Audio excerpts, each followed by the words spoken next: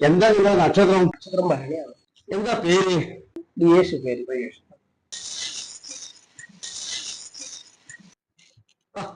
കന്നിരാശി പ്രശ്നം. ഏറ്റവും ശുഭരാശിയാണ് കന്നിരാശി.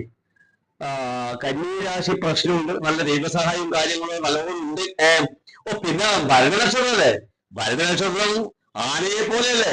ഭരണി ആനയെ പോലെ, അശ്വതി കാഞ്ഞിരം ഭരണി ആനയെ പോലെ നിൽക്കുന്ന രാശിയാണ്. തീറ്റയുടെ കാര്യത്തിലാണ് ആന. ഓഹോ, അപ്പോ ഈ ഇതുണ്ടല്ലോ ഭരണനക്ഷത്രത്തിന് വേണ്ടപ്പെട്ട മരം എന്ന് പറഞ്ഞാൽ മരം നെല്ലിമരാണ്. നെല്ലിയാണെങ്കിലും സ്വഭാവം കാഞ്ഞിരത്തിന്റെ ആണ്. യേശുവിന്റെ രാശി നോക്കുമ്പോ അവരിപ്പോ രാശിയിലെ ഒരു അധ്വാനിച്ച് ജീവിക്കുന്ന ആളാണെന്ന് തോന്നില്ല. അധ്വാനിക്കുന്ന ശീലമില്ല, പരിപാടിയില്ല. ഓഹോ, ഇപ്പോ ഈ വാഗ്ദാനങ്ങളൊക്കെ ചെയ്യുന്ന ആളാണ്, പക്ഷെ കീശദേശം ഉയർപ്പിക്കുന്ന ആളുമാണ്. അതാണ് എന്റെ സങ്കടം.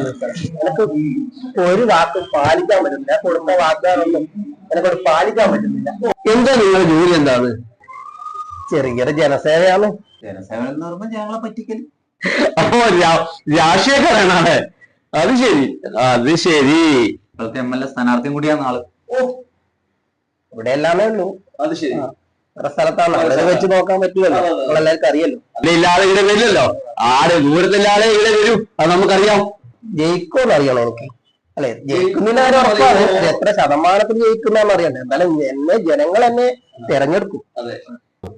അതിപ്പോ ജനങ്ങളാ തീരുമാനിക്കേണ്ടത്. നിങ്ങൾ ജയിക്കണോ തോക്കണോ ജനങ്ങൾ തീരുമാനിക്കും. പിന്നെ വേറെ പ്രശ്നം എന്ന് പറഞ്ഞാല് ജനങ്ങൾക്ക് വേണ്ടി നല്ല നല്ല കാര്യങ്ങൾ ചെയ്തിട്ടുണ്ടെങ്കിൽ ജനങ്ങൾ നിങ്ങൾക്ക് അനുകൂലമായി വരും, വോട്ട് തരും, ജയിക്കും.